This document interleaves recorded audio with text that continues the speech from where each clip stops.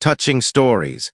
Single dad janitor spots symptoms no one noticed and saves CEO's life.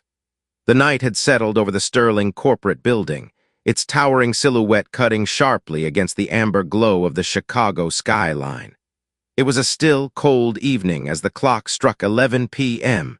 Henry Webb, the janitor on the 20th floor, pushed his cleaning cart down the long marble hallway. The squeak of the cart's wheels echoed off the polished granite floors, a sound that had become as familiar to him as the rhythm of his own breath. He had worked the night shift at Sterling Corporate for 3 years.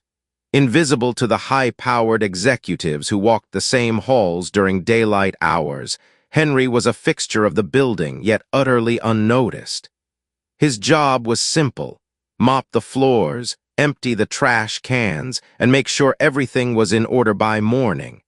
A job that didn't require much thinking, just a steady hand and a tolerance for solitude. As he rolled his cart past the rows of closed office doors, Henry's thoughts drifted back to his quiet apartment on the south side of the city.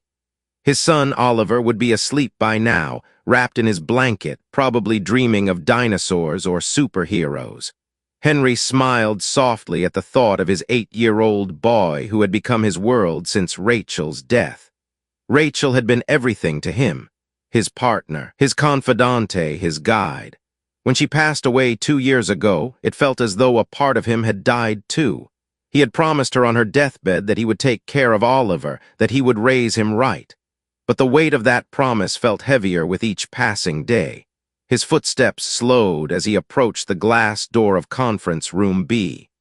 The frosted glass offered just enough obscurity for Henry to make out a faint silhouette on the other side. He squinted, unsure if he had seen anything at all. But then he stopped, his breath caught in his throat. It was Amanda Blackwell, the CEO of Sterling Corporate.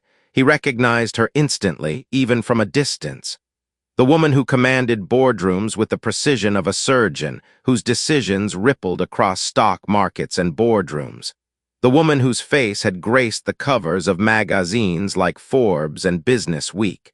Henry had seen her only a few times in person, always in passing, but never this close, never like this. She was sitting at the massive mahogany conference table, her body hunched over, her head tilted slightly to the side as if trying to focus on something in front of her.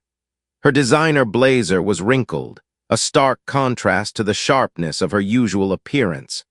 Her left hand was pressed desperately against her temple, as though trying to steady herself against an invisible wave of pain.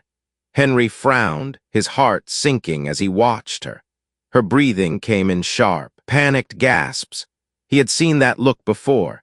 It was the look of someone struggling to breathe, someone who couldn't quite catch their breath, someone who was about to collapse under the weight of something far worse.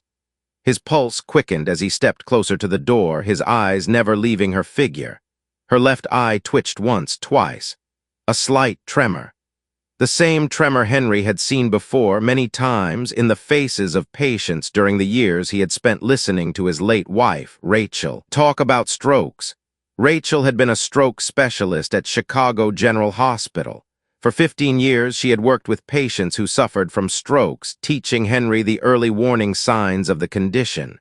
He knew them by heart: facial drooping, arm weakness, slurred speech. The signs were unmistakable. Amanda Blackwell was having a stroke. The realization hit Henry like a punch to the gut. He had seen this before in hospital rooms and clinics, but never in the cold, sterile corporate hallways of Sterling Corporate, never in the heart of the business world, and never with someone as powerful as Amanda. But there was no time to hesitate. His wife had drilled these signs into him during their late-night conversations. Rachel had made him promise never to ignore these symptoms, no matter who the person was. It didn't matter if it was a janitor or a CEO. What mattered was getting help now. Henry's hand hesitated over the brass door handle, his instincts warring with the knowledge of his place in this world. He was a janitor, a man whose sole purpose was to clean up after the messes others made. He wasn't a doctor, he wasn't trained to save lives. But in that moment, he realized something. If he didn't act, Amanda Blackwell might not make it through the night. He pushed the door open, the faintest creak sounding in the stillness of the room. Amanda's head jerked up at the sound, her eyes struggling to focus on him. When she opened her mouth to speak, her words came out thick, garbled, like she was trying to speak underwater. I'm fine, just tired. She murmured, but Henry could see the panic in her eyes. Her left hand lay motionless on the table, unresponsive when she tried to lift it. Terror flashed across her face as the reality of her situation hit her. The woman who commanded the entire company was now helpless, trapped in her own body, unable to speak or move properly. Henry took a deep breath, his fingers already dialing 911 with steady precision. He spoke to the dispatcher, his voice calm despite the rising panic inside him. "Mom, you're having a stroke. Try to stay calm," he said, using the same words Rachel had taught him to say to patients' families. His voice was firm, steady, comforting. It was the kind of voice that conveyed absolute certainty, and it was exactly what Amanda needed to hear in that moment. The ambulance arrived moments later, its sirens cutting through the night air as it sped towards Sterling Corporate. Henry stayed with Amanda the entire time, positioning her correctly to prevent further damage, checking her pulse, her breathing, just as Rachel had taught him. The paramedics were surprised by his knowledge, impressed by how quickly he had identified the symptoms and taken action. As they loaded Amanda into the ambulance, she managed to reach out and grab Henry's sleeve with her good hand. "How did you know?"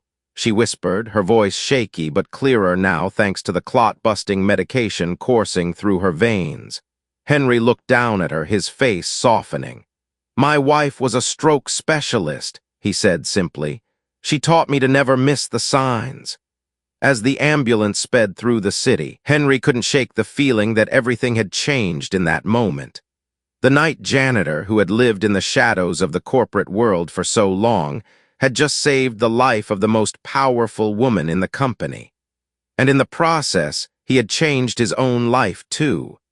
The morning light was soft and golden, filtering through the blinds of Henry's small apartment. The familiar hum of the coffee maker was the only sound that filled the space as Henry carefully placed scrambled eggs onto a plate, the fluffy pieces of yellow breakfast forming a small pile.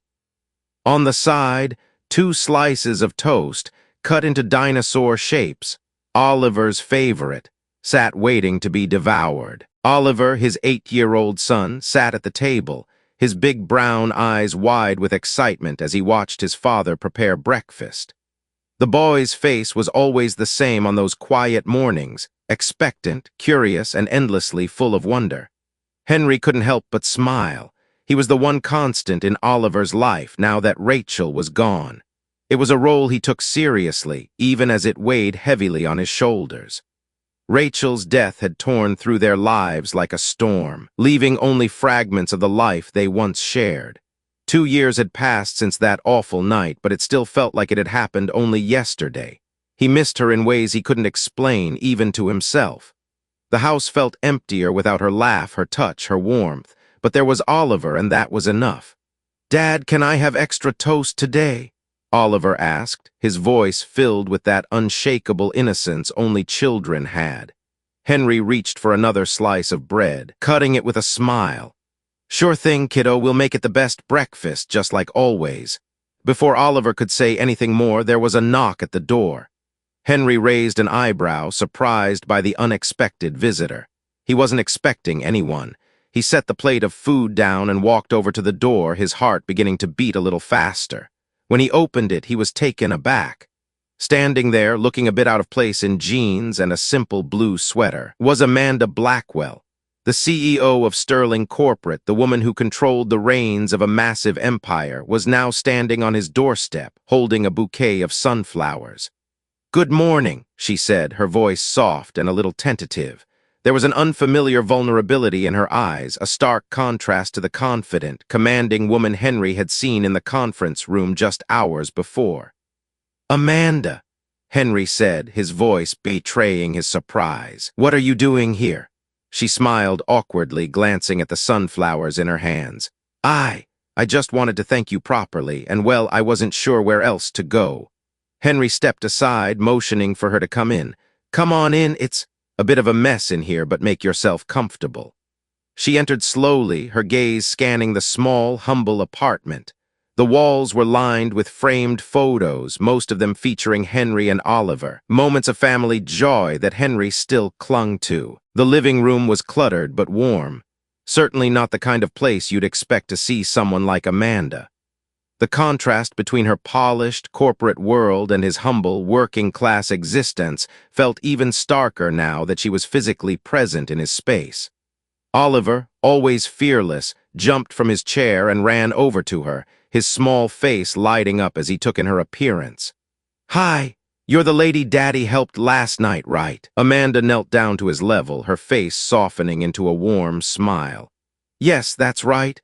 I'm Amanda, and you must be Oliver. Your dad saved my life last night." Oliver puffed out his chest proudly, as if he were the one who had saved Amanda. "My daddy knows lots about sick people, because Mommy taught him all that stuff before she went to heaven." He said it with the same innocence that seemed to carry the weight of the world in its simplicity. Henry's heart ached as he looked at his son, and he could see the sudden shift in Amanda's expression. Her eyes widened as she processed the words, as if she had just realized something monumental. The weight of Henry's sacrifice, of a man raising his son alone, working tirelessly at night to make ends meet, and yet still finding the strength to save her life, hit her with full force. Amanda's voice softened as she looked up at Henry. "You've been doing this alone? Raising him, I mean." Henry nodded, a lump forming in his throat. "Yeah, it's been tough, but we manage, we always do." Amanda's gaze shifted back to Oliver, who was already pulling a chair out to sit at the table. The way he beamed with pride made Amanda's heart ache. For all her success, all the power she wielded, she had never felt the kind of warmth Henry shared with his son.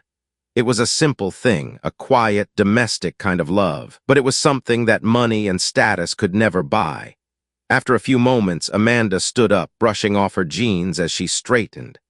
"I was thinking," she said, her voice a little hesitant, "would you like to join me for lunch? I owe you more than just a bouquet of flowers."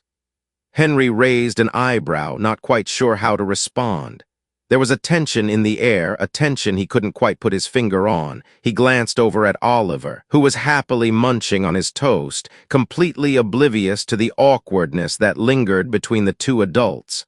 "Lunch?" Henry asked, trying to mask his surprise. "Yes," Amanda replied. "I want to learn more about you, about the man who saved my life." Henry looked at her for a long moment, weighing his options. It wasn't as though he had anything to hide. He didn't have much after all, but it felt strange to think about going to lunch with someone like her. Someone who, just hours ago, had been at the top of the corporate world and who now seemed so vulnerable, so human. But there was something about Amanda that pulled him in, something beyond the businesswoman or the CEO. There was a sadness in her eyes, a loneliness that mirrored his own. And for a brief moment he realized that maybe they weren't so different after all. "Sure," he said finally. "I'll join you. Oliver, you want to come along too?" Oliver's eyes lit up. "Yes, I love pancakes. Can we go to Mel's pancake house?" Amanda laughed, the sound genuine and warm. "I think that's a great idea, Oliver." As they left the apartment and stepped into the crisp morning air, Henry couldn't help but wonder how much this unexpected connection would change everything. They were two people from entirely different worlds, yet somehow in that moment they both felt the same. And maybe, just maybe, this was the beginning of something neither of them could have predicted. The small-town diner, Mel's Pancake House, sat at the edge of the old Route 66, its neon sign flickering weakly in the early morning light. A haven for truckers, families, and the occasional lost tourist, the diner exuded warmth and familiarity. It was nothing like the sleek corporate boardrooms Henry had seen on TV or in the sterile offices where Amanda Blackwell ruled the corporate world. Yet there was something about Mel's that made him feel grounded, like stepping into a world that wasn't concerned with power or wealth, just simple, honest living. Henry had to admit he was surprised by Amanda's choice. He had expected something more upscale, something more fitting for someone of her stature, but this felt different. This felt real. He couldn't help but feel a small pang of gratitude as he followed her inside, holding the door open for Oliver, who rushed in eagerly, his eyes darting around the room, taking in the greasy spoons and checkered floors. Amanda followed them inside, her usual polished exterior softened by the casual atmosphere. The hostess, an older woman with silver hair pulled back in a tight bun, gave them a quick once-over before smiling warmly. "Table for 3. Henry nodded, and they were escorted to a booth by the window, where the morning sun cast long shadows across the vinyl seats. As Henry sat down, he couldn't help but glance at the menu hanging on the wall. The familiar names, pancakes, waffles, sausage, bacon, felt almost nostalgic, evoking memories of his own childhood when meals like this had been a rare treat. "Here you go," the waitress said, placing down 3 laminated menus before them. She lingered for a moment before adding, "Can I get you all something to drink?" "Coffee for me," Henry replied, his eyes still scanning the menu. "I'll have coffee too," Amanda said, glancing up from the menu with a small smile. "And I'll have hot chocolate." Oliver piped up, grinning widely as he looked between the 2 adults. The waitress nodded, scribbling down their orders before heading off to the counter. Henry watched her go before turning to Amanda, who had already tucked a loose strand of her dark hair behind her ear. Her eyes were softer now, less guarded than they had been the night before, but there was still something in the way she carried herself, something distant. "So," Henry began, shifting in his seat, "what brings the CEO of Sterling Corporate to a little diner like this?" Amanda chuckled softly, her lips curving into a genuine smile that didn't look forced. "I guess I wanted something real. No boardrooms, no corporate meetings, just people, food, and some quiet time." She paused, looking out the window for a moment as if considering her next words. "I spend so much of my life pretending I'm something I'm not, but here I can just be myself." Henry's eyebrows furrowed slightly. He had heard the stories about Amanda Blackwell, her ruthless efficiency, her sharp tongue, her unyielding drive to climb higher and higher in the corporate world. She was known for being tough, almost impervious to the pressures of business. But now, sitting across from him in this humble booth, she seemed different, almost fragile in a way he hadn't expected. It was a vulnerability he hadn't seen in the high-powered CEO, and it made him rethink everything he thought he knew about her. "I get that," Henry replied after a beat, his voice soft. "Life can be tough. Sometimes you just need a moment to breathe, you know?" Amanda nodded, her eyes lingering on him for a moment before glancing down at the menu. "What about you, Henry? What's your story? I mean, beyond saving my life last night." Henry hesitated, unsure of how much he wanted to reveal. After all, he was just a janitor. He didn't belong in her world, and he certainly didn't feel like he had much in common with someone like Amanda. But there was something in the way she looked at him, an openness that was hard to ignore. I wasn't always a janitor," he said finally. "I used to work in construction. But when Rachel died, I needed something that gave me more time with Oliver. The night shift was the only option. It doesn't pay a lot, but it gets the bills paid, and it lets me be there for him." Amanda listened intently, her face softening as she absorbed his words. There was a quiet strength in Henry's voice, a strength she hadn't expected to hear from a man like him. "I'm sorry about Rachel," Amanda said, her voice uncharacteristically gentle. "It must have been hard." Henry nodded, his gaze drifting toward the window. "It still is. I lost my best friend, my partner, and now I'm just trying to keep it all together for Oliver. It's not easy." The conversation shifted for a moment as their drinks arrived, the waitress setting down the cups with a clink of porcelain. Oliver eagerly grabbed his hot chocolate, his eyes lighting up at the sight of the whipped cream on top. Henry took a sip of his coffee, savoring the warmth of the liquid as he watched Amanda. She looked down at her cup for a moment, swirling the dark brew as if lost in thought. "You know," she said, breaking the silence, "I've always wondered what it would be like to live a simpler life, just no pressure, no expectations, just being." Henry studied her for a moment, his curiosity piqued. "And why haven't you?" Amanda shrugged, her fingers tapping lightly on the rim of her coffee cup. "I guess I got caught up in all of it, the power, the influence, the control, you reach the top. And there's this expectation that you'll stay there no matter what. But I'm not sure I want it anymore. I think I'm tired of being that person. Henry nodded slowly, understanding more than he cared to admit. He had never known that level of pressure, but he had seen the way it consumed people, how ambition could become an all-encompassing force that left no room for anything else. And he had seen the toll it had taken on Amanda even before the stroke. Sometimes, Henry said quietly, it's okay to step back, to breathe. You don't always have to be the person everyone expects you to be. Amanda smiled faintly, her eyes meeting his. Maybe you're right. Maybe I need to take a break from all of it, for a while at least. They ate in silence for a few moments, the simplicity of the meal, a plate of pancakes with butter melting on top, a few strips of bacon on the side, somehow grounding. Oliver's laughter filled the air as he told them about his latest dinosaur obsession, but for Henry and Amanda, the conversation had moved to unspoken things. And in that quiet moment, Henry realized that despite their vastly different worlds, they both shared something that couldn't be bought or sold. The desire to be seen. Not as CEO and janitor, but as people just trying to make it through the day.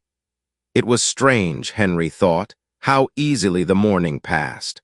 Over pancakes, coffee, and the sound of Oliver's excited chatter, a bond had begun to form between him and Amanda. It was as though the walls that had always stood between people like them, people from completely different worlds, had started to crumble if only for a brief moment. The diner, with its humble charm, had somehow provided them a space to be something more than their titles or their circumstances. After their meal, Henry paid the bill, a modest sum that barely dented his wallet. Amanda had insisted on leaving the tip, claiming that she owed it to him for saving her life. But Henry, despite the oddness of the situation, couldn't help but feel a certain satisfaction.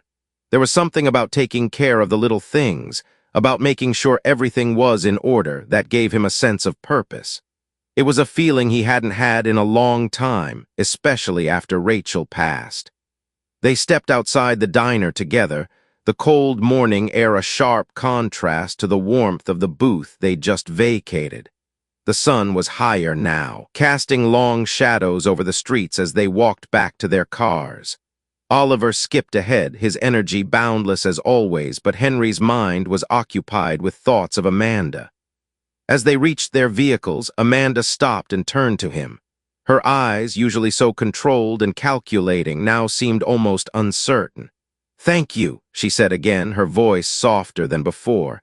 "For everything. You really saved my life." Henry nodded, feeling a small knot form in his chest. "It was nothing," he said, shrugging. "I just did what anyone would have done." She smiled, but it didn't quite reach her eyes. "You don't know how rare that is, people in my world. They don't do things like that, not without expecting something in return." He understood what she meant. He'd seen the way people like Amanda were treated, as though their worth was measured by their wealth and influence. But to Henry, she was just another person. Another person who had been caught in the whirlwind of ambition and power, and who, for a brief moment, had found herself vulnerable. "People are complicated," he said simply. "I don't know what it's like in your world, but I do know that everyone, no matter how powerful, needs someone to help them out sometimes." Amanda's eyes lingered on him for a moment, as if she were searching for something in his expression. Then she nodded, her lips curling into a small but genuine smile. "Maybe you're right. Maybe I've been looking at things all wrong." Henry didn't know how to respond to that, so he simply smiled and stepped back. "Take care of yourself, Amanda, and take care of your health." She nodded again, this time with a more determined expression. "I will, I promise." As she drove away, Henry couldn't help but watch her car disappear down the street. It was odd, he thought. He didn't know where their connection would go or if it would even continue. But something had shifted between them, something that felt real and meaningful. Maybe it was just the shared experience of the past few hours, or maybe it was something more. When Henry returned home, he found Oliver in the middle of a new dinosaur adventure, his action figures strewn across the floor as he reenacted some battle between a T-Rex and a Stegosaurus. Henry smiled at the sight. There was a simplicity to his son's world that Henry envied. Oliver didn't have the weight of the world on his shoulders. He didn't have to worry about the intricacies of corporate politics or the loneliness that came with being at the top. All he cared about was his next big adventure, his next favorite dinosaur. As Henry sat down next to him, Oliver looked up, his eyes full of excitement. "Daddy, do you think we can go to the museum this weekend? I want to see the big dinosaur bones." Henry laughed. "We'll see, kiddo. Maybe we can make a day of it." Oliver beamed. "Yay." But as they spent the rest of the morning together, Henry's mind kept drifting back to Amanda. He couldn't deny the curiosity that lingered. What had driven her to this point in her life? What had made her so ruthless, so determined to climb to the top? And now, after everything that had happened, could she find a way to balance her career with her own personal happiness? It wasn't just the fact that he had saved her life that made Henry think about her. It was the realization that, despite her seemingly invincible exterior, she was just as lost as he was. They were both navigating lives that hadn't turned out the way they had imagined, both trying to make sense of their roles in a world that demanded so much of them. But it wasn't just the corporate world that had shaped Amanda. It was also the choices she had made, the sacrifices, the compromises. Henry could see it now more clearly than ever. The woman sitting in that booth had lived a life of immense pressure, and it had come at the cost of her happiness. In many ways, she was as much of a prisoner as he was. Only her prison was gilded. The next few days passed without incident, but Henry couldn't shake the feeling that something was about to change. He went about his usual routine, working the night shift, taking care of Oliver during the day, and trying to maintain the quiet existence he had built for them. But there was a restlessness within him that he couldn't ignore. Then, on a Friday afternoon, he received a phone call from Amanda. "Henry, it's Amanda. I know this is going to sound strange, but I need to talk to you. Can you meet me tomorrow?" Henry hesitated for a moment. "Sure, what's this about?" Amanda's voice was quiet, almost hesitant. "It's about what happened with my health and the doctor. I think there's something more going on than I realized. I need your help." The words hung in the air, heavy with meaning. Henry knew in that moment that this was no longer about just a CEO and a janitor. Something deeper was happening, something that would draw them together in ways neither of them had anticipated. "I'll be there," Henry said, his heart racing. "I'll meet you." As he hung up the phone, he couldn't shake the feeling that their paths were about to cross in ways he hadn't imagined. The next day, Henry found himself standing outside a modest cafe in the heart of Chicago's financial district. The sun was bright, its rays casting long shadows on the busy street, but Henry couldn't shake the feeling that something heavy loomed in the air. As he checked his watch, he saw that it was almost time for his meeting with Amanda. This wasn't just a casual coffee date or an idle conversation. Henry had come to understand that what Amanda wanted to discuss wasn't just about her health. It was about something deeper, something dangerous. And for the first time in a long while, he had the unsettling feeling that he was stepping into a world far beyond the comfort of his night shifts and quiet life with Oliver. He pushed open the door of the cafe, the bell above the entrance chiming softly as he stepped inside. The smell of freshly brewed coffee and pastries filled the air, and for a moment, the familiar warmth of the cafe made him forget the tension that had been building since Amanda's call. He scanned the room until his eyes landed on her, sitting in the corner booth by the window, her head slightly down, her hands wrapped around a steaming mug of coffee. Amanda looked different today. There was no designer blazer, no high heels, no corporate armor. She was just a woman sitting quietly, her tired eyes looking lost in thought. Henry approached the table, and when she noticed him, she gave him a small smile, but it was strained, like it didn't quite reach her eyes. "Hey," Henry said, pulling out the chair across from her and sitting down. "How's it going?" Amanda looked up at him, her lips twitching in what might have been a half-smile. "I've been better," he replied, her voice low and edged with something that sounded like exhaustion. "I've been doing a lot of thinking, Henry, and I think I need your help more than I realized." Henry nodded, waiting for her to continue. His instincts told him that what she was about to say would change everything. He could feel the weight of the moment in the silence between them. "You're probably wondering what this is all about," Amanda began, setting her coffee down with a soft clink. I don't usually let people in. I've spent my entire life building a wall around myself, one brick at a time. I'm the CEO of Sterling Corporate. I've made decisions that have affected the lives of thousands of people, but none of that matters now. Henry remained silent, his gaze steady. He had heard the rumors about Amanda, how she was cold, calculating, a woman who put business above all else. But sitting here across from her, he saw none of that. What he saw was a woman who had been brought to the brink, who had lived in a world of power and control, only to realize that she was losing her grip on everything. Amanda, you don't have to explain yourself to me, Henry said, his voice calm. I'm just here to listen. She nodded, swallowing hard as if trying to steady herself. It's not just about me, Henry, it's about what happened to me, and why it happened. Henry's heart skipped a beat. What do you mean? Amanda took a deep breath, her eyes flickering toward the window as though she were gathering the strength to say the words. I've been having these episodes. I thought it was stress. I thought it was just my body trying to keep up with everything I had to do.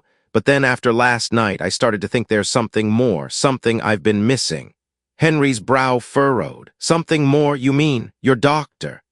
Amanda nodded slowly, her lips pressed together in a thin line. Yes, I went to Dr. Patterson, my personal physician, several times in the past few months. I've been having headaches, dizziness, trouble concentrating, but he kept telling me it was just stress.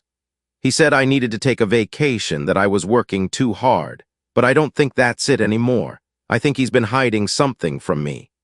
Henry's heart sank. He had a bad feeling about Dr. Patterson. There was something about the way Amanda spoke, the urgency in her voice, that told him this wasn't just an ordinary medical issue. What do you think he's hiding? Henry asked carefully. Amanda's voice dropped to a whisper. I think he's been deliberately ignoring the signs of something much worse. I've been having these episodes, minor strokes, I think, and every time I went to him, he downplayed it. He told me to relax, but now I'm wondering if he's been covering up the truth. Henry sat back in his chair, his mind racing. He had never considered the possibility that Amanda's medical situation could be manipulated by someone else. But the more he thought about it, the more it made sense. Dr. Patterson had been her physician for years, and now, with the symptoms Amanda was describing, it seemed like the doctor had been negligent at best, or complicit in something far darker at worst. You think he's been sabotaging your health? Henry asked, his voice tight with suspicion. Amanda met his gaze, her eyes hardening. Yes, and I think someone else is involved. I'm not just talking about medical malpractice here. I'm talking about something far more sinister. Someone in my company has been trying to force me out, and I think Dr. Patterson has been part of that plan. The words hung in the air between them. Henry felt a chill run down his spine. He had heard whispers of corporate rivalries, of power struggles and boardroom politics. But this was something different. This was a conspiracy, one that could cost Amanda everything. Who do you think is behind it? Henry asked, his voice barely above a whisper. Amanda hesitated for a moment before answering. Wilson Hart. He's been positioning himself as my successor for months now. If something were to happen to me, if I died or became incapacitated, he'd automatically take over. I think he's been working with Dr. Patterson to cover up my health issues and make me look unreliable, and I think they've been doing it for a lot longer than I realized. Henry leaned forward, his hands clenched in fists on the table. This was worse than he could have imagined. A powerful CEO caught in a web of corporate sabotage and medical malpractice with no one to trust. I'm in this with you, Amanda, he said, his voice firm. We need to expose this. You need to get your medical records and get a second opinion, one that's outside of your company's influence. Amanda nodded, her expression determined. I've already started gathering the records, and I'm going to take this to the authorities. But I need your help, Henry. You're the one who knows what to look for. You're the one who saved my life. Now I need you to help me save my career. Henry's heart was pounding in his chest. This was bigger than he had ever imagined. But in that moment, he knew there was no turning back. He had already stepped into this world of power, deception, and betrayal, and there was no way out. I'm with you, he said again, his voice steady. We'll get through this. Amanda's eyes softened with gratitude. "Thank you, Henry. I don't know who else I can trust." As they sat together, sharing the weight of the truth that had just been uncovered, Henry realized that their fates were now intertwined. This wasn't just about saving Amanda's career or exposing the truth about Dr. Patterson. This was about something far deeper, a fight for justice, for truth, and for the lives of those who had been manipulated by the very systems they had trusted. And Henry, the night janitor, was right at the center of it. The next few days felt like a blur for Henry. As the weight of the situation pressed down on him, he found himself constantly shifting between his responsibilities as a father and the growing sense of urgency surrounding Amanda's crisis. The days were filled with the usual routines: waking up early, getting Oliver ready for school, working his night shifts at Sterling Corporate. But his mind was always in two places at once. The plan they had discussed in the cafe began to take shape, but the stakes were higher than he could have ever anticipated. Henry had been poring over every detail of Amanda's health records, picking out the signs of negligence and deception, searching for any clue that might confirm his suspicions. It was frustrating, the way the system had worked against her for so long, how the medical professionals she trusted had ignored or manipulated her symptoms. He had never imagined that something like this could happen in the upper echelons of corporate America. The idea that someone might use someone else's failing health as a means of taking over a company was almost too sinister to believe. But as he sat down at his kitchen table one morning, reviewing the notes he had made, Henry realized that this wasn't just about corporate power games. It was about something far more personal: Amanda's life, her future, and the shattered trust she now had in everyone around her. For a woman who had always relied on control, who had made her way to the top by sheer will and determination, being betrayed like this was a blow she would never fully recover from. Yet, as much as Amanda was broken, Henry couldn't help but feel a deep sense of admiration for her. She had survived in a world designed to crush people like her, people without a network of powerful allies, people without protection. Now she was facing the collapse of that world, and somehow she was still standing. Amanda had made the decision to gather all of her medical records, to go to the authorities, to expose Dr. Patterson for what he had done. But Henry knew that this wasn't something they could rush. The stakes were too high, the risks too great. If they were going to do this, they needed solid evidence. They needed to catch Dr. Patterson in the act, find something concrete that would leave no room for doubt. Henry had taken a few days off from work to help Amanda go through her medical records, and the more they uncovered, the clearer the picture became. Dr. Patterson had been prescribing medication that was known to have dangerous side effects for someone with Amanda's condition. He had ignored the obvious symptoms of a stroke, choosing instead to label everything as stress and fatigue, all while knowing full well what was happening. But even more chilling was the connection to Wilson Hart. The more they dug into his background, the more they uncovered links between him and the doctor. Henry had a sinking feeling that the conspiracy was far larger than just medical negligence. It was about control. Wilson Hart, it seemed, had been quietly maneuvering behind the scenes, positioning himself to take over the company, and Amanda's health issues were the perfect opportunity to do so. It was a corporate coup in the making, and Amanda had been its unwitting pawn. Henry couldn't help but feel a mix of disbelief and anger. The idea that someone would sacrifice another person's health for the sake of power was beyond comprehension. But the evidence was right in front of him, and he knew that they couldn't let it go unnoticed. He had already risked so much by stepping into Amanda's world, but now it was no longer just about his own safety. It was about doing the right thing, about making sure the people responsible for this were held accountable. That afternoon, Henry met with Amanda at a small, inconspicuous coffee shop on the outskirts of the city. The tension was palpable as they sat across from each other, the weight of the decision hanging between them. Amanda was quiet, her eyes focused on the steaming cup of coffee in front of her, while Henry shifted uncomfortably in his seat. They both knew what needed to be done, but it was hard to take that first step into the unknown. "I think I have everything we need," Henry said, his voice steady but laced with frustration. "The medical records, the test results. We've uncovered the discrepancies, and there's no doubt that Dr. Patterson's been covering things up." Amanda nodded slowly, her eyes still fixed on her coffee. "And the connection to Wilson Hart?" Henry leaned forward, his voice dropping to a whisper. "It's there. I don't think it's a coincidence. Patterson's been feeding Hart information about my health. I think he's been orchestrating everything from the beginning. If I hadn't started noticing the symptoms, I would have never suspected anything." Amanda's face was a mixture of disbelief and determination. "It's not just about me anymore, is it? It's about the company and my life, my career." Henry nodded, his jaw tightening. "Exactly, we have to expose them both. Hart can't be allowed to take over, not like this." For the first time in their meetings, Amanda's face hardened. "I won't let him. I've worked too hard, sacrificed too much for everything to fall apart now." Henry met her gaze, his heart pounding. There was something different in her eyes now, something that mirrored his own resolve. This wasn't just about saving Amanda's career anymore. It was about justice.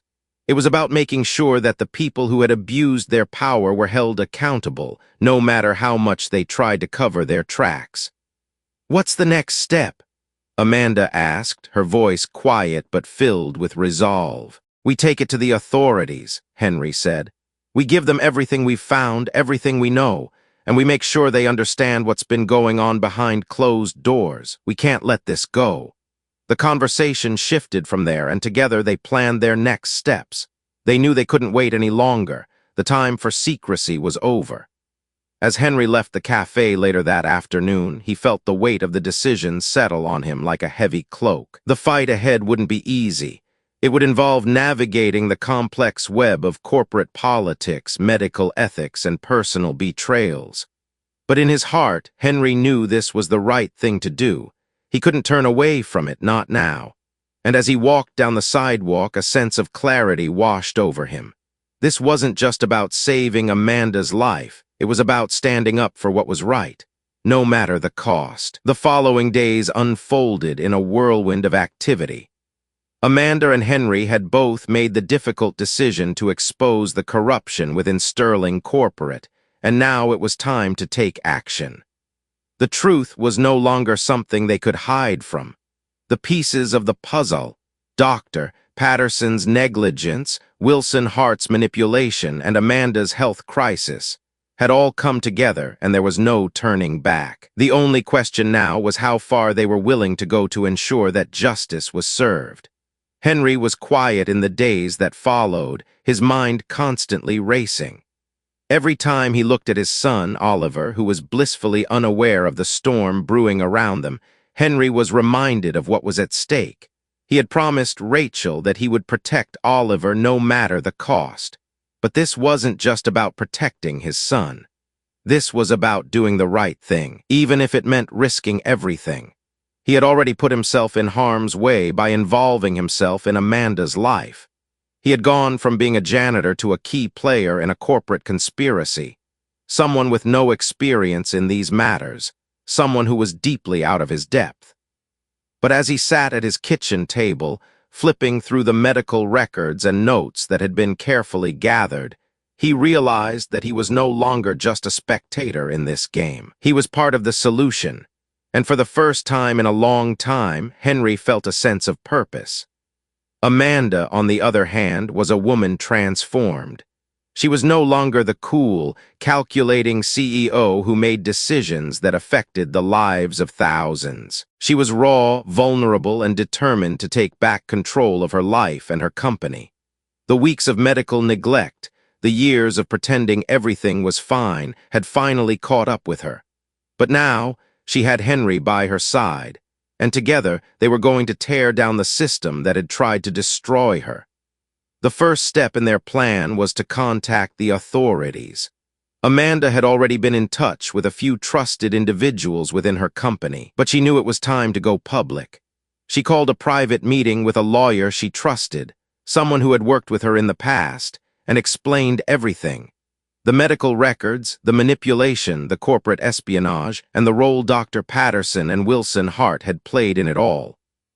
The lawyer, a seasoned professional who had seen her fair share of corporate corruption, listened carefully, her eyes narrowing with suspicion as Amanda laid out the details. "It's going to be difficult to prove," the lawyer said after a long silence. "Dr. Patterson has been a trusted physician for years, and Hart has too much influence in the company.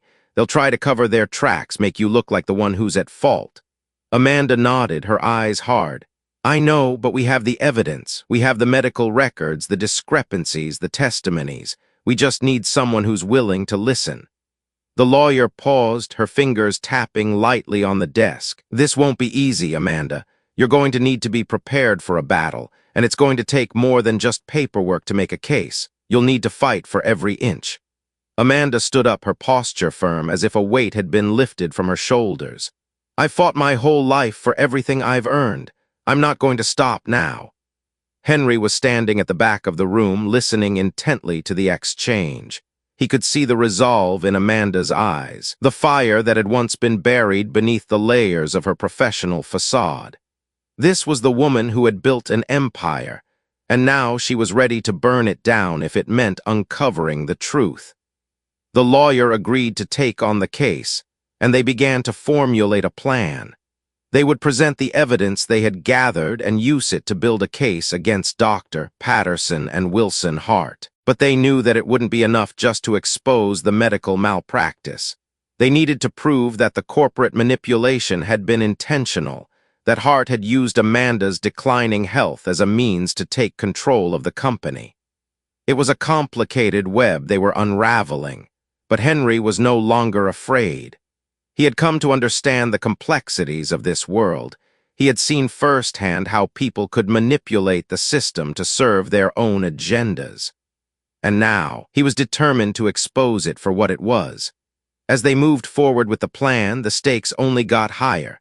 Amanda received a phone call from her board of directors, a group of powerful executives who had always kept a watchful eye on her. They had become aware of the rumors surrounding her health and had grown suspicious. Amanda knew that their interest was less about her well-being and more about the power vacuum that would be created if she were to step down. She couldn't afford to show weakness now. She had to be strong, if not for herself, then for the company she had built. But Henry wasn't sure how much longer he could keep playing this dangerous game. The more they uncovered, the more dangerous the situation became. Dr. Patterson and Wilson Hart weren't the only players in this scheme. There were others, people with far more power and far more to lose if their corruption was exposed. It was only a matter of time before they started coming after him.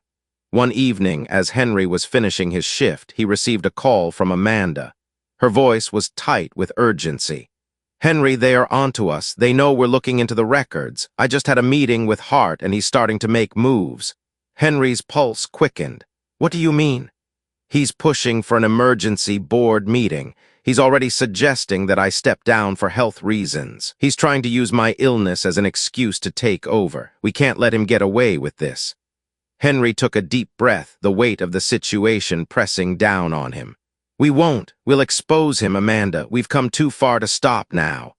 The line went quiet for a moment, and when Amanda spoke again, her voice was resolute. "You're right. We've come too far to let them win." They were at a crossroads now. It was no longer just about saving Amanda's health or her career. It was about taking down the system that had allowed people like Hart and Patterson to thrive. And Henry, despite his fears and uncertainties, knew he couldn't walk away now. He had already committed himself to this fight, and there was no turning back. Amanda had her plan. Henry had his purpose. Together, they would bring the truth to light, no matter what it cost them. The tension between Henry and Amanda grew as they moved deeper into their plan. With every passing day, it became more evident that the forces they were up against weren't just powerful. They were deeply entrenched in the very fabric of corporate life, woven into the mechanisms of wealth and influence that had allowed them to rise to the top. But neither Henry nor Amanda could afford to let fear control them now. They had come too far, and the stakes had grown far too high. Over the next week, Henry spent more time going through medical records, cross-referencing the evidence they had gathered.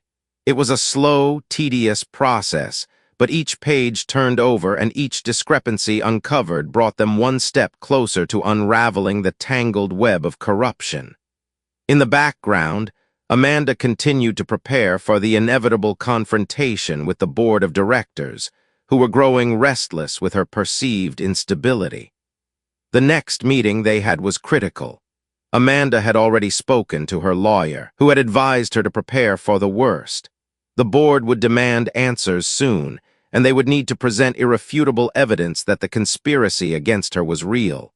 But Amanda couldn't help but feel a pang of doubt every time she thought about the people who had worked under her for so many years, her colleagues, her confidants, who now might be complicit in this plot.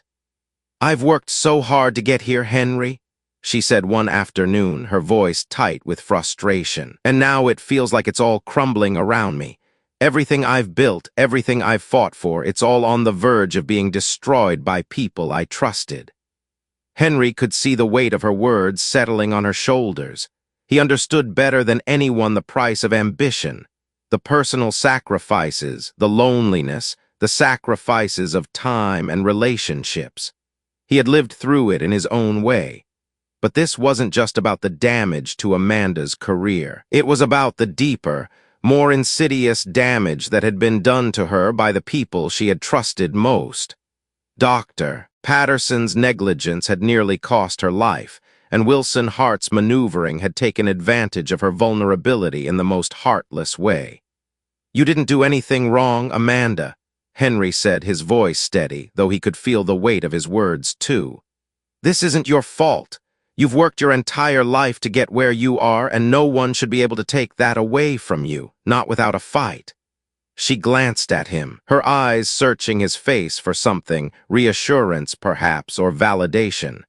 "You're the only person who stood by me through this, Henry. That means more to me than you'll ever know." Henry shifted uncomfortably in his seat, not used to the rawness of her gratitude. "I'm just doing what's right," he replied. "I'm not going to let them get away with this." It was the beginning of a pivotal moment in their journey, one where the line between right and wrong became increasingly blurred by the forces they were facing. They both knew that if they were going to stand a chance, they had to stay united and strong. There could be no room for fear, no hesitation. If they were going to expose Wilson Hart and Dr. Patterson for what they had done, they needed everything to fall into place perfectly. The day of the board meeting arrived, and Amanda was a mixture of nerves and steely resolve.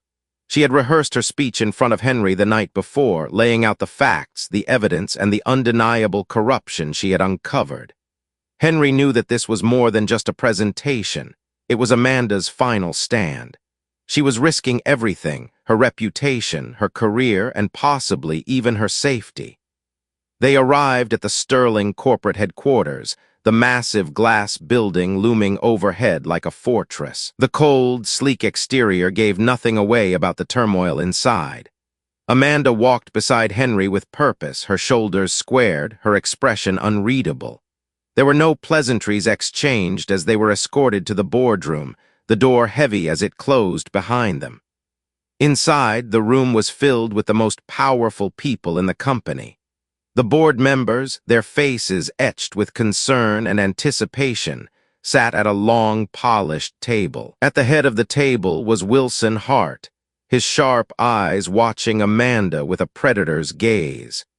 He had expected this moment to come, and now it was time to see whether his calculated moves would be enough to see him rise to power. Amanda took her place at the table, with Henry standing off to the side, a quiet presence that felt like the calm before the storm. As she began to speak, her voice was calm, controlled, but there was a fire behind her words that Henry hadn't seen in her before. She wasn't just defending herself. She was fighting back against everything she had spent years building. "I know the board has questions about my health," Amanda started, her eyes moving from one member to another. "But I am here today not just to discuss my health. but to expose the conspiracy that has been brewing within these walls. For months, I have been misled, manipulated, and betrayed by people I trusted with my life. The room was silent. The board members exchanged uneasy glances as Amanda continued, her voice gaining strength with each word. Doctor, Patterson, my personal physician, has been covering up the truth about my health. He knew the signs of my condition, and yet he chose to ignore them to prescribe me treatments that were not only ineffective but dangerous.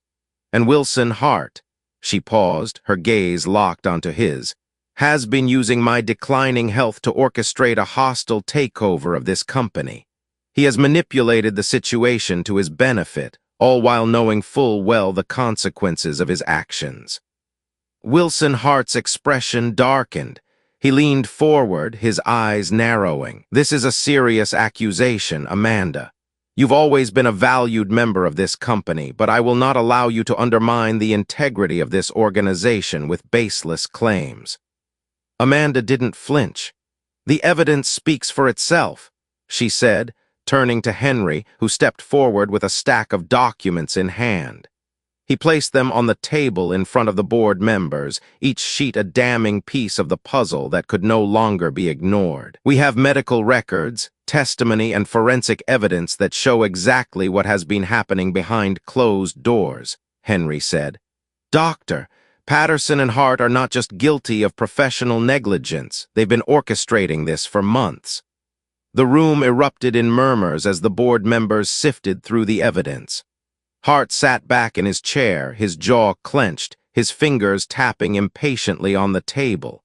He could feel the walls closing in, and he knew that the game was far from over.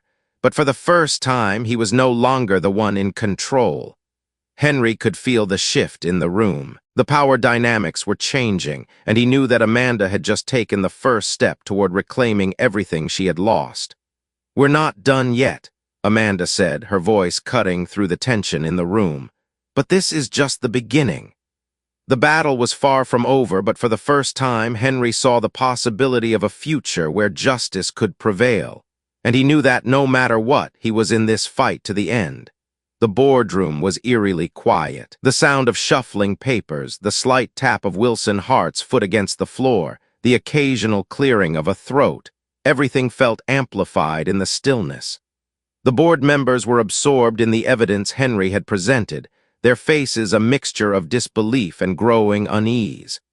Amanda sat at the head of the table, her posture firm, her gaze unwavering as she watched the room react.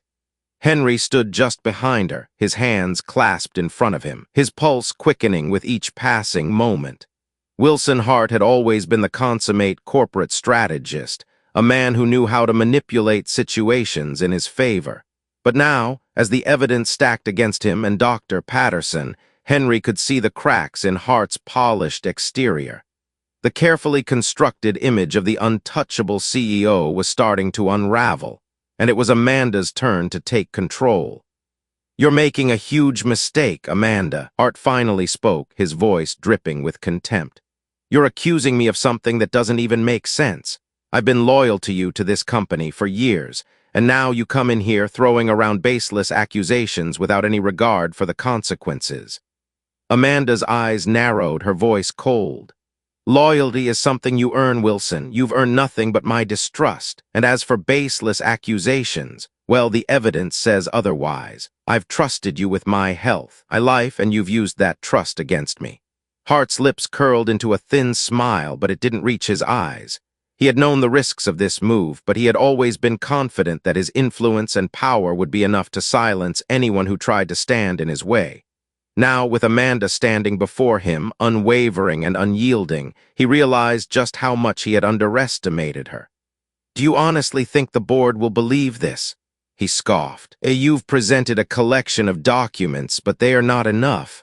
Not without more proof. Do you really think they'll side with you over someone with my track record? Amanda stood tall, her hands resting on the table. If the board doesn't see the truth, then I'll take it to the authorities. I've already spoken to my lawyer, and we're ready to go public with everything we have. Hart's eyes widened, his composure slipping for a moment. You wouldn't dare. I would, Amanda said firmly. And I will, This isn't just about my career anymore, Wilson. It's about accountability. You've crossed a line, and now I'm taking you down." The room fell silent again, and Henry watched as the other board members exchanged uneasy glances. There was a palpable shift in the air, an energy that signaled the beginning of the end for Wilson Hart. His carefully curated empire, built on lies and deceit, was crumbling before his eyes. The truth had come for him, and it wasn't going to let go. One of the board members, a woman in her 50s with silver hair and a sharp, calculating gaze, cleared her throat. "Amanda, this is a lot to take in," she said, her voice cautious. "We need time to process this information. The implications of what you're saying are serious." Amanda nodded, but her expression remained resolute. "I understand, but the longer we wait, the more people get hurt. The more lies are allowed to stand unchecked. This is my life we're talking about, and I won't let it be destroyed by greed and corruption." Henry could feel the weight of the moment pressing down on him. This wasn't just a corporate battle, it was a personal one for Amanda. She had given everything to build Sterling Corporate into what it was, and now it was all on the line. But she wasn't backing down. He knew that. Wilson Hart shifted uncomfortably in his seat, his mind racing as he tried to calculate his next move. He had always been the one in control, the one who dictated the terms. But now, faced with Amanda's unyielding resolve, he was scrambling for a way to regain the upper hand. "I'm not going to let you do this," he finally spat, his voice laced with venom. "You think you can just waltz in here and destroy everything I've worked for? You think the board will stand by you after all of this?" The boardroom seemed to hold its breath as Amanda's eyes locked with Hart's. "I don't need the board's approval, Wilson," she said, her voice firm and unwavering. "I have the truth on my side, and that's all I need." Henry could see the realization dawning on Hart. For all his power, all his manipulation, he had never accounted for someone like Amanda, someone who would fight back with the truth, no matter the cost. The man who had plotted to take her down was now caught in the web of his own deceit. "What are you going to do now, Wilson?" Amanda asked, her voice steady, almost mocking. "You've lost. The game is over." Hart didn't respond immediately. Instead, he sat back in his chair, his fingers tapping nervously on the armrest. For the first time, Henry saw a flicker of fear in his eyes, a crack in the otherwise impenetrable armor. "I'll make sure this doesn't end here," Hart muttered, though there was no conviction in his words. "You'll regret this, Amanda." But Amanda was already rising from the table, her stance commanding, her confidence unshaken. "No, Wilson, you'll regret this. You'll regret ever thinking you could destroy me." With that, she turned and walked out of the room, Henry following closely behind. As they exited the building, the weight of what they had just done settled over them. Amanda had taken her stand, and for the first time in a long time, she felt the freedom that came with the truth. Henry, too, felt a sense of liberation, though it was tempered by the knowledge that the battle wasn't over. There would be more fights ahead, more obstacles to overcome.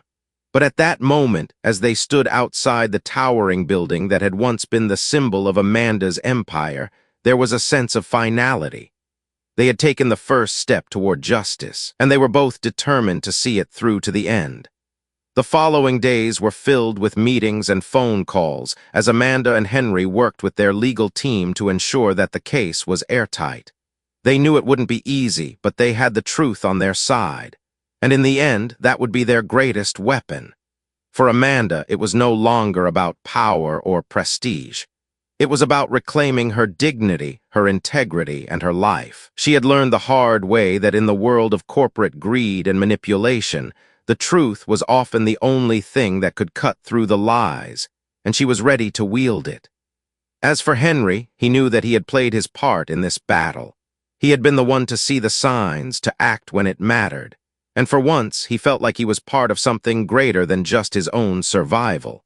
He was part of a fight for justice, and that made all the difference. The days that followed their confrontation with the board felt like an uphill battle for Amanda. The legal team had begun preparing their case, and Amanda was making the rounds, trying to secure her position with the remaining allies she had left in the company. Henry remained by her side, helping her sort through the details and making sure she stayed focused. But despite the growing momentum, the stakes were higher than ever. The consequences of their actions were about to hit them full force. The media had begun to take notice of the whispers surrounding Sterling Corporate, and Amanda knew that the public's attention was a double-edged sword. On one hand, the truth could help her win the case, expose the corruption, and restore her reputation. But on the other, the media spotlight had a way of magnifying every misstep, every flaw, until it consumed the very people who tried to stand in its path. "I can't stop thinking about what happens next," Amanda said one evening, her voice weary. She and Henry were sitting in her office, the soft hum of the city's nightlife filtering in through the windows. "I've never been this exposed, this vulnerable. I've always controlled the narrative, always been the one to make the decisions. But now everything is out of my hands." Henry looked at her, understanding more than she realized. He knew the feeling of having his life spiraling out of control, of being pulled into something much bigger than himself. But he also knew that Amanda had something he hadn't seen in many people, the ability to fight, the courage to face her fears head-on. "You're stronger than you give yourself credit for," Henry said quietly. "You've made it this far, and now you're not just going to back down. The truth is on your side. You've already done the hardest part." Amanda met his gaze, her eyes filled with gratitude.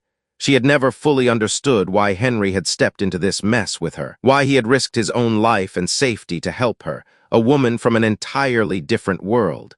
But now, as she looked at him, she realized that he wasn't just a janitor. He was someone who understood what it meant to stand up for what was right, no matter the cost. "I don't know what I would have done without you," Amanda admitted, her voice soft. "You've kept me grounded, Henry. You've reminded me of what really matters in all this." Henry smiled, though there was a hint of sadness in his eyes. "We're in this together, and we're not backing down." The next morning, Amanda received a call that made her stomach turn. It was from her lawyer, who had received word that Wilson Hart was preparing a counteroffensive. Hart wasn't one to go down quietly, and now that his empire was at risk, he was willing to fight dirty. The lawyer warned Amanda that he was already using his influence to turn some of the board members against her, claiming that she was mentally unfit to lead the company. The accusations were unfounded, but Hart knew how to use his power to manipulate the narrative, and he wasn't afraid to exploit Amanda's vulnerabilities. "They are going to try to use your health against you," the lawyer said, his voice grave. "If they can make you look unstable, they'll have a better chance of removing you from your position." Amanda felt the weight of his words settle heavily on her chest. She had expected a fight, but the depths to which Hart was willing to go left her breathless. The stakes had just become even higher. It was no longer just about exposing corruption. It was about saving her career and her legacy. The fight had just turned personal. "I'm not going down without a fight," Amanda said, her voice steely. "I've worked too hard, and I'm not going to let him take everything I've built." The next few weeks were a blur of meetings, phone calls, and strategizing. The lawyer advised Amanda to prepare for the possibility of a public trial, where every detail of her personal and professional life would be laid bare for everyone to see. She knew that the board was already turning against her, and every move she made had to be calculated. But despite the mounting pressure, Amanda remained determined. She couldn't afford to lose, not now. Henry, too, found himself pulled deeper into the chaos. Every day, he helped Amanda prepare for what was to come. He went through the evidence, made sure everything was in order, and provided a level of emotional support that Amanda desperately needed. The more time they spent together, the more Henry realized how much he had come to care for her. There was a quiet strength in her, a resilience that he admired, but he also saw the vulnerability beneath the surface. Amanda had spent so many years hiding behind her role as CEO, and now she was faced with the terrifying reality of losing it all. As the days wore on, the media frenzy intensified. Journalists swarmed outside Sterling Corporate, hungry for any hint of scandal. The story of Amanda's fall from grace quickly became the lead story in every major news outlet. Wilson Hart's camp did everything they could to control the narrative, painting Amanda as a mentally unstable leader who had allowed her personal problems to interfere with the company's success. But Amanda's team had the evidence to counteract that. The public didn't know the full extent of what was going on behind the scenes, but it was only a matter of time before the truth came to light. In the meantime, Amanda and Henry continued to meet in secret, strategizing their next moves. They both knew that the trial, when it came, would be their ultimate test. It wasn't just a legal battle, it was a fight for their futures. One afternoon, after a particularly grueling meeting with her legal team, Amanda sat in her office, her face drawn with exhaustion. Henry stood by the window, looking out at the city below. He could see the weight of the world on her shoulders, and he couldn't help but feel a deep sense of protectiveness. "You know, Henry," Amanda said quietly, breaking the silence, "I've spent so much of my life trying to control everything, my career, my image, my health, but now I can't control any of it. It's all slipping through my fingers." Henry turned to face her, his expression soft. "Sometimes you have to let go of control to see things more clearly. You've been holding everything together for so long, Amanda. It's okay to let others help you now." She looked at him, her gaze searching his face. "And that's what you've done for me, right? You've helped me see what matters, what I need to fight for." Henry nodded, his heart heavy with the weight of her words. "That's what I'm here for." It was then that Amanda made a decision. She would no longer try to control everything. She would stop hiding behind her image of the perfect CEO, the powerful woman who could handle anything. Instead, she would face the truth, no matter how painful it was. And with Henry by her side, she knew that she could weather whatever storm came their way. The battle was far from over. But for the first time, Amanda felt ready to take it on, head first, without fear and with the strength of the truth behind her. The weight of the past weeks was beginning to take its toll on Amanda. The media coverage of her case had grown to a fever pitch, and every morning she was greeted by the relentless barrage of news vans parked outside the building, reporters jostling for a moment of her time. It seemed like the entire world was watching as her empire was slowly disintegrating, piece by piece. Each interview, each press release felt like another crack in the foundation of everything she had built. She knew that the coming weeks would define the rest of her life. Inside the walls of Sterling Corporate, the atmosphere had shifted. The once sterile, polished corridors now felt suffocating. The employees who had once admired her were now whispering behind closed doors, their loyalty to her fading as Hart and his supporters continued to spin their narrative. Amanda was no longer the untouchable CEO. She was the woman whose downfall had been predicted for years, the woman who had become the subject of every office gossip session. But in her heart, Amanda knew one thing for sure: she wasn't going down without a fight. Her reputation, her career, and her legacy, everything she had worked for, was on the line, and she was not going to let anyone take it from her. Henry had been a constant presence throughout this turmoil. He was there when she needed someone to talk to, when the weight of it all became too much to bear. Every evening, after long days in court, after heated conversations with lawyers and colleagues, Henry would meet her in her office, a calm anchor in the storm. He didn't have the answers, but he had the understanding. He had seen the worst life could offer, and he knew what it took to keep going. "You're still in control," Henry said one evening as they sat in her office, the only light coming from the city lights outside the window. "Even when it doesn't feel like it. You've been fighting your whole life to get here. Don't let them convince you that it's over." Amanda looked out at the skyline, her thoughts swirling. She had spent so much time building this company, cementing her place in a world dominated by men, fighting tooth and nail for every inch she gained. And now it was slipping through her fingers. The emotional toll of the betrayal from those closest to her, Patterson, Hart, even some of her own colleagues, was harder to bear than any corporate challenge she had ever faced. It wasn't just her career at stake, it was her very identity. She turned to Henry, meeting his eyes for the first time in what felt like forever. "I don't know if I can do this, Henry. I don't know how to fight a war like this, not against people like Hart, not with everything I've already lost." Henry shook his head, his voice firm yet kind. You haven't lost everything. You still have your integrity. You still have the truth on your side. That's more than most people ever have." Amanda smiled faintly, though there was no real warmth behind it. She wanted to believe him. She had to believe him. But the darkness of doubt kept creeping in, threatening to consume her. Every phone call with her lawyer, every confrontation with the board, every threat from Hart made her question whether she could win this battle. Could she expose the truth? Could she really take down the man who had so much power and influence?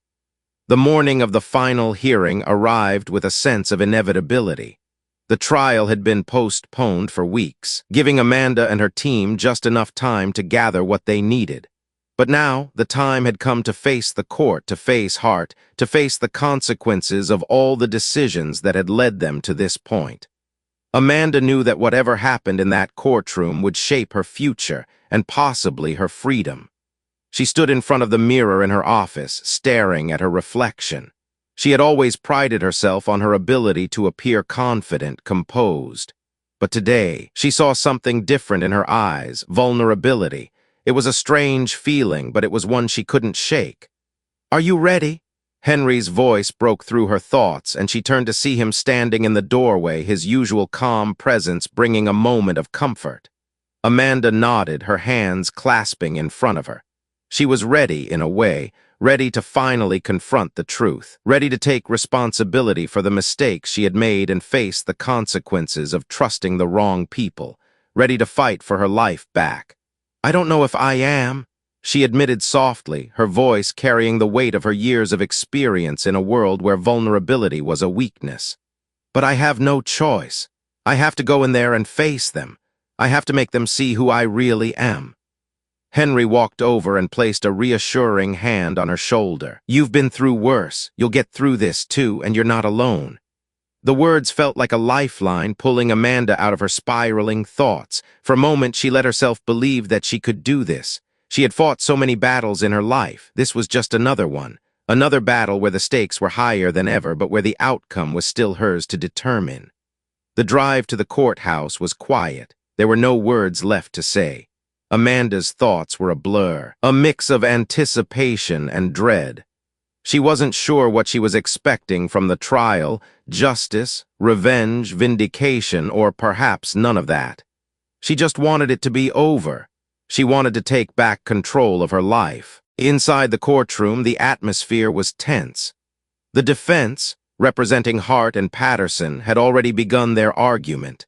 They painted Amanda as an unstable leader, someone whose personal issues had seeped into her professional life, someone who had let her health deteriorate while continuing to push forward at any cost.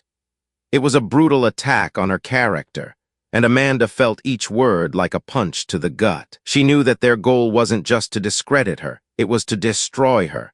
But as the proceedings continued, something remarkable happened. The tide began to turn. Amanda's lawyer presented their evidence: the falsified medical records, the testimonies of those who had been involved, the financial connections between Dr. Patterson and Wilson Hart. The walls of manipulation and lies began to crumble piece by piece. Amanda's truth, the one she had fought so hard to protect, was finally coming to light, and with it came a sense of freedom, a feeling she hadn't allowed herself to experience in years. As the final arguments were made, Amanda stood tall. She had endured the worst of what they could throw at her, and now she was ready to reclaim her life. "We will not be silenced," she said, her voice steady and unwavering. "The truth is on our side, and I will not allow anyone to take that away from me. Not now, not ever." The room was still for a moment, the silence hanging in the air like a heavy cloud. But when the gavel fell, Amanda knew that, for the first time in months, the battle was over. And she had won. The jury had spoken. The charges against Hart and Patterson had been proven, and both men were taken into custody, their empire crumbling as swiftly as it had been built. Amanda's name was cleared, and she was given the chance to rebuild, not just her career, but her life. As Amanda walked out of the courthouse, she felt lighter than she had in years. The weight of the past months had been lifted from her shoulders, and she could finally breathe again. And as she turned to Henry, who had been with her through it all, she knew that the real victory wasn't in the courtroom. It was in the strength she had found within herself and in the unexpected friendships that had carried her through the darkest days. "We did it," she said, her voice barely above a whisper. "We did," Henry replied, his gaze soft with admiration. For Amanda Blackwell, this was not just the end of a battle. It was the beginning of a new chapter, and this time she would write her own story. The weeks following the trial felt like a dream for Amanda. The world had changed around her, but she had somehow remained unchanged, stronger, more aware of the forces that had once controlled her, but more determined than ever to reclaim what was hers. She had won the battle, but the war was far from over. For the first time in years, she felt free, as if the chains that had bound her were finally gone. Her name had been cleared. Dr. Patterson and Wilson Hart were behind bars, their reputations ruined, their careers shattered. The media, which had once painted her as a woman on the verge of collapse, now hailed her as a hero. She had faced down the corruption that had threatened to destroy her and had come out victorious. But for Amanda, the true victory wasn't in the headlines or the courtroom. It was in the quiet moments, the ones where she could finally breathe without the constant pressure of needing to prove herself. Despite the victory, Amanda knew that her battle wasn't over. Her future at Sterling Corporate was uncertain. Many of the board members who had once supported her had since turned their backs, either out of fear or because of their own alliances with Hart. The trust that had taken years to build had been fractured, and rebuilding that trust would take time. But Amanda was no stranger to adversity. She had built this company from the ground up, and she knew she had the strength to rebuild once again, this time from a place of truth. It was an early morning when Amanda sat at her desk, reflecting on everything that had happened. She had spent years at the helm of Sterling Corporate, pushing herself harder than anyone else, believing that the harder she worked, the more she could achieve. But that had nearly cost her everything, the very thing she had worked for. Now, as she looked out at the city from her office window, she realized that her perspective had shifted. She didn't need to prove her worth to anyone. The fight for control, for power, no longer seemed as important as it once had. As she sat lost in thought, a knock on the door interrupted her reverie. It was Henry. He had become an unexpected constant in her life, someone who had seen her at her worst and her best. The janitor who had saved her life was now more than just a colleague. He was a friend, a confidant, and someone she admired deeply. "Hey, you," Henry said, stepping into the office with a smile. "Got a minute?" Amanda smiled back, her heart lightening at the sight of him. "Always for you." Henry sat across from her, the familiar calm that he brought with him filling the room. "How are you holding up?" Amanda leaned back in her chair, considering the question for a moment. "I'm good, really good, actually, I think I'm finally starting to breathe again." She paused, her voice softening. "It feels like everything I've been through, everything that's happened, has finally brought me to this place where I can choose my own path." Henry nodded, a knowing look in his eyes. "You've earned that. I think you've learned more about yourself through all of this than you ever realized." Amanda's smile faded slightly, replaced with a look of quiet contemplation. "I've learned a lot, Henry, but there's one thing I keep coming back to: how much of it was worth it? How much of my life, my health, my relationships? Was it worth it to climb this high, to be the person I thought I had to be?" Henry's expression softened, his voice gentle. "It's a question everyone faces, Amanda. You've spent so much time building this empire, and now you're realizing that it wasn't the empire that mattered. It was the people you've connected with along the way. And the truth is, you've already won, because you've figured out what really matters." Amanda's heart swelled at his words. It wasn't the empire or the power or the recognition that mattered. It was the connection, the human element that made everything meaningful. She had been so caught up in the game for so long that she had nearly lost sight of what truly made life worth living. "I've been so focused on control, on achieving," Amanda said quietly. "But now I see that I was never really in control, not in the way I thought. I've been fighting against the wrong things." Henry leaned forward, meeting her gaze. "It's not too late to change, to choose a different path. You can still rebuild your life, your company, on your terms." The sincerity in his voice struck Amanda deeply. For the first time in years, she felt a sense of peace. The power she had sought all her life had come at a cost, but now she was starting to see that there was another way, a way that didn't involve sacrificing herself to the grind of corporate politics. "I want to rebuild," she said slowly, "but not in the way I used to think. I want to focus on the people, the ones who have been with me through all of this. I want Sterling Corporate to be a place where we don't just make money, but where we make a difference." Henry smiled. That sounds like the right way forward. As the days passed, Amanda took time to reflect on her journey. She knew she had a long road ahead of her, but now she was more determined than ever to create a company that truly reflected her values. She was no longer interested in being the ruthless leader who climbed over people to reach the top. She wanted to lead with integrity, with honesty, and with compassion. It wasn't going to be easy, but Amanda was prepared to make the difficult choices that would take her down this new path. She began meeting with her remaining board members, explaining her vision for the future of Sterling Corporate. Many of them were skeptical, but Amanda was no longer afraid to stand her ground. She had nothing to lose and everything to gain. Slowly but surely, she began to rebuild the trust that had been broken. She didn't need to make everyone happy, but she knew that the people who believed in her, who believed in her vision, would be the ones who helped her create the change she sought. Meanwhile, Henry continued to be a steady presence in her life. He had become more than just the janitor who had saved her life. He was now an invaluable part of her team. His insights, his calm demeanor, and his unwavering support made Amanda realize how much he had taught her, not just about business, but about life itself. He had shown her that there was strength in vulnerability, that it was okay to let go of control and allow others in. He had helped her see that. Sometimes the greatest victories were not the ones won in the boardroom, but the ones won in the heart. As the months went by, Amanda began to transform not just her company, but her life. The lessons she had learned through the battle for her career, for her health, for her identity, were shaping her into a leader who was more compassionate, more human, and more connected to the people around her. She was no longer the woman who sought power for power's sake. She was someone who wanted to make a difference, who wanted to create something that would outlast her own legacy. And in that process, she realized that the real victory had already been won. It wasn't in the courtroom or in the headlines. It was in the quiet moments of reflection, in the choices she made to lead with integrity, and in the people she had come to trust and cherish along the way.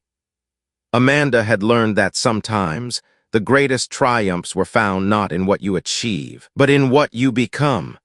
Months had passed since the trial, and Sterling Corporate was beginning to breathe again. The dust had settled, but the ripples of the battle Amanda had fought were still felt across the company and within her own soul. The courtroom drama, the betrayals, the corruption, they were all now part of her history, but they had left their marks. It had been a fight for survival, but now it was time for healing. Time to rebuild not just the company, but herself. Amanda stood in her office, looking out at the skyline. The view was familiar, yet it now felt different, almost symbolic. For years, this had been her view from the top, her kingdom, her domain. But today, it felt like a fresh start, a new chapter. She had learned that true power didn't come from the tallest tower, the largest office, or the biggest paycheck. It came from within, from knowing who you are and what you stand for. She had fought to get her health and her company back, but now she realized the most important victory had been finding her own truth. It had taken losing everything, the trust of colleagues, her health, her position, to see what really mattered. She wasn't the same person she had been when she first climbed to the top. That version of herself was driven by ambition, competition, and the need to prove herself to the world. But now, the woman standing in this office had a different vision. She wanted to create something lasting, something that went beyond profits and stock prices. She wanted to lead with integrity, to build a company that valued its people as much as its profits. She had a new goal now, to be a leader who inspired not by force but by example. A soft knock on the door interrupted her thoughts, and Amanda turned to see Henry standing there. He had become a constant presence in her life, A reminder that sometimes the most unexpected people could offer the greatest strength. Despite the differences in their worlds, Henry had stood by her side through everything. From the moment he had saved her life to the days they spent poring over legal documents, to the quiet moments where he simply listened when she needed someone to talk to. He had shown her the value of human connection, the importance of compassion, and how to lead without losing yourself. "You're looking out there again?" Henry said with a smile, stepping into the office. "You've been doing that a lot lately, thinking about the past." Amanda shook her head. "No, I think I'm finally starting to think about the future." She met his eyes, and for the first time in a long while, she didn't feel like she was carrying the weight of the world on her shoulders. "I'm ready for what's next." Henry raised an eyebrow, crossing the room to stand beside her. "Ready for the next chapter?" "Yeah," Amanda replied, her voice steady and sure. "But this time I'm doing it differently. I'm not focused on being the best anymore. I'm focused on being real. I want to build a company that's not just about making money. I want it to be a place where people matter, where the employees aren't just assets but human beings." Henry smiled, his pride evident in his eyes. "I think that's exactly what this company needs." Amanda looked at him, feeling a deep sense of gratitude. "You know, I never realized how much I needed someone like you in my life. You've taught me more than I ever thought I would learn from anyone, about business, about leadership, about being a better person." Henry chuckled softly, but there was no humor in his eyes. "You've always had the ability to be a great leader. You just had to realize it wasn't about control, it was about people." Amanda nodded, her expression thoughtful. "It took me losing everything to see that. To see that people, the people who work with you, who believe in you, are what truly matter. I can't keep doing this if I'm not doing it for them, if I'm not doing it for the right reasons." The sound of footsteps echoed down the hallway, and Amanda turned to see her assistant, Rachel, walking toward the office, holding a stack of papers. "The new board members are here," Rachel said, stepping inside. "Ready for your first meeting with the new team?" Amanda smiled, the thought of the meeting giving her a sense of purpose. "Let's get started." As they walked into the conference room, Amanda felt a sense of calm she hadn't expected. This wasn't just a routine meeting. This was the beginning of a new era for Sterling Corporate. For the first time in a long time, she wasn't just focused on the company's bottom line. She was focused on its people, the employees who had stood by her side, who had fought through the same battles, who had believed in the company even when it seemed to be falling apart. They were the heart of the company, and it was time to put them first. The meeting went smoothly, far better than Amanda had expected. The new board members, though skeptical at first, listened intently as Amanda shared her vision for the company's future. She spoke passionately about creating an environment where employees were empowered, where their voices were heard, and where their well-being was just as important as their performance. She outlined new initiatives for employee development, wellness programs, and leadership training, programs designed to foster a culture of collaboration, trust, and growth. When the meeting ended, Amanda felt a deep sense of relief. This wasn't just a win for her. It was a win for the company, for the people who had put their trust in her when things were at their lowest. She knew there would be challenges ahead, rebuilding trust with the board, securing the company's future in a competitive market. But for the first time, Amanda felt confident that she could navigate them. She wasn't alone in this anymore. She had a team who believed in her, and more importantly, she had herself. Later that afternoon, as the office quieted down and the last of the employees left for the day, Amanda stood by the window once more. The city outside seemed brighter than it had in years, the skyline gleaming with possibility. She wasn't looking to climb to the top anymore. She was looking to build something that would last, a legacy not of power but of purpose. Henry stood next to her, silently watching the same view. There was a quiet understanding between them, an unspoken bond that had formed in the midst of the chaos. "You did it," he said softly. Amanda smiled, her eyes scanning the horizon. "No, we did it." For the first time in a long while, Amanda felt a sense of peace. She had rebuilt not just her company, but herself, and this time she was building for the right reasons. Her journey had been a long and difficult one, filled with loss, betrayal, and personal sacrifice. But through it all, she had learned the true meaning of leadership, not in the boardrooms, not in the headlines, but in the quiet moments, in the connections that mattered. She had found herself again, and in that she had found the strength to move forward. This was her new beginning, and she was ready to face it with the same courage, but with a different kind of vision. One that wasn't about winning or losing, but about living fully and leading with heart. And for the first time, she was truly ready for whatever came next. The weeks that followed Amanda's transformation at Sterling Corporate were filled with both anticipation and growing success. The changes she had set in motion, the new focus on employee well-being, the programs aimed at fostering collaboration and growth, were starting to take root. Slowly but surely, Sterling Corporate was evolving into a place that aligned with Amanda's new vision of leadership. But that transformation wasn't without its challenges. As the company began to thrive under Amanda's leadership, there were some who resisted the shift. Some of the more traditional members of the board remained skeptical, unwilling to embrace the human-centered approach Amanda was championing. They saw her efforts as a distraction from the bottom line, a misplaced focus on things that wouldn't directly increase profits. But Amanda, having learned the hard way that profit alone wasn't enough, wasn't willing to compromise. One evening, after a particularly tense meeting with some of the more conservative board members, Amanda sat in her office, staring out at the city below. She had been through so much in the past few months: betrayal, legal battles, public scrutiny. But this, she realized, was the true test. The battle for her vision was far from over. She wasn't just fighting for her career anymore. She was fighting to change the very culture of an entire industry. "I'm starting to wonder if I've made a huge mistake," Amanda said quietly, her voice carrying the weight of uncertainty. She didn't turn around as she spoke. Instead, she continued to watch the steady flow of lights across the cityscape, a reflection of the world she had once dominated but now felt distant from.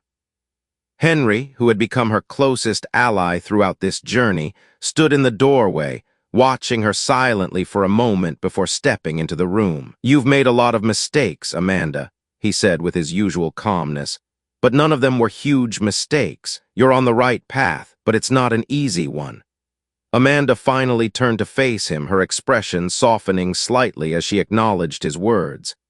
"I keep thinking that if I push harder, if I do more, maybe I can change everything faster. But then I realize that this change, it's not going to happen overnight. It's a process, and I don't know if I can keep pushing people who aren't ready for this." Henry smiled and walked over to her, leaning casually against her desk. "You can't change everyone, Amanda. Some people will resist, and that's okay. You're not here to convince them all at once.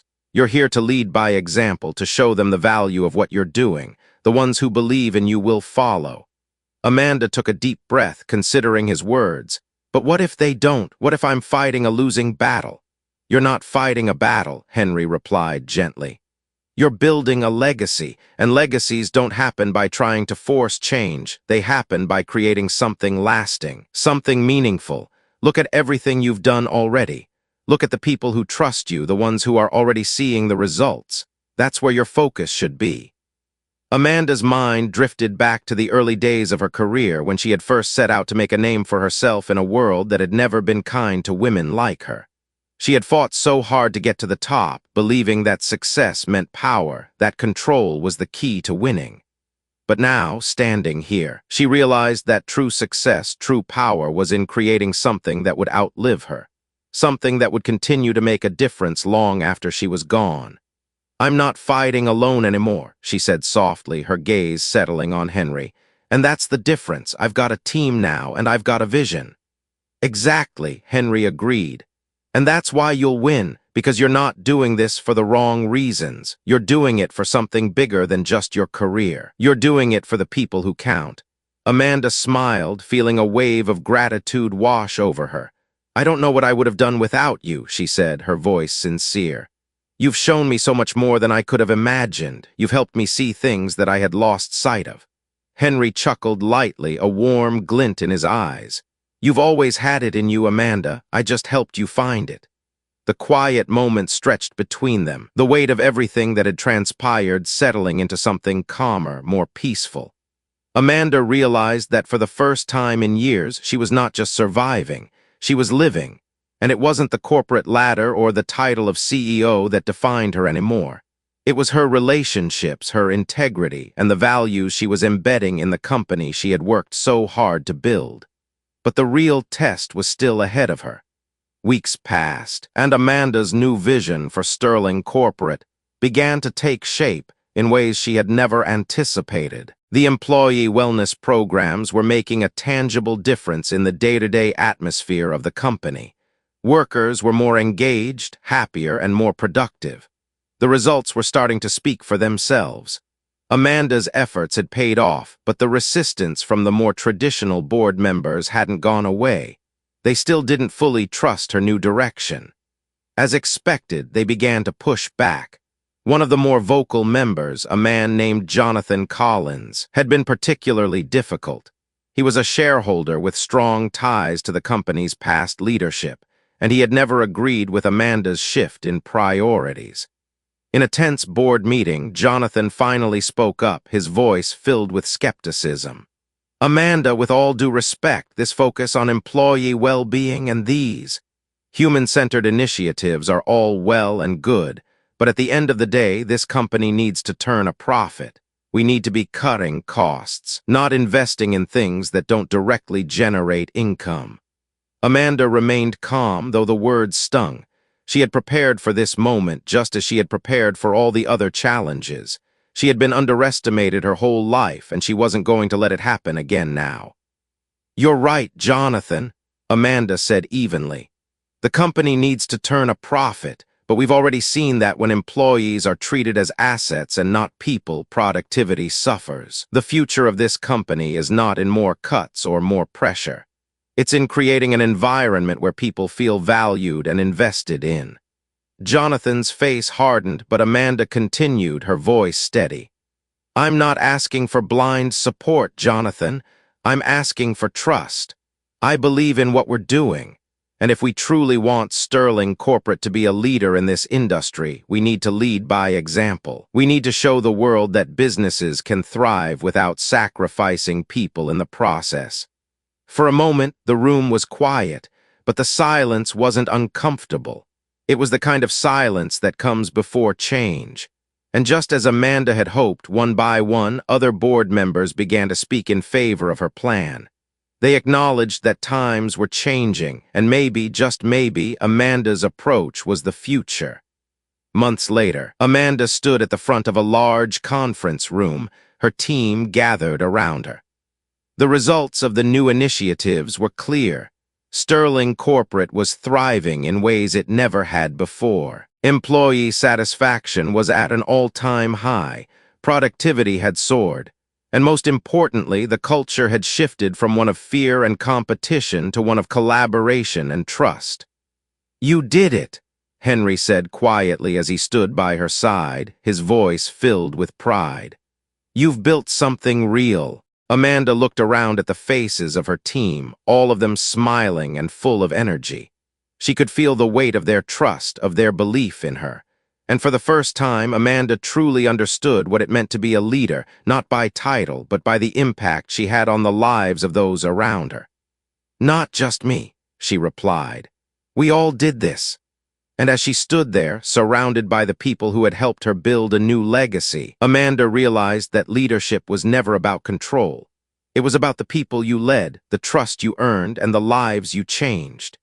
Her journey had been long, but in the end, Amanda had learned the greatest lesson of all. True leadership is about creating something that lasts, a legacy that doesn't just benefit you, but everyone around you. The sun was setting over the skyline of Chicago, casting a warm, golden glow over the city.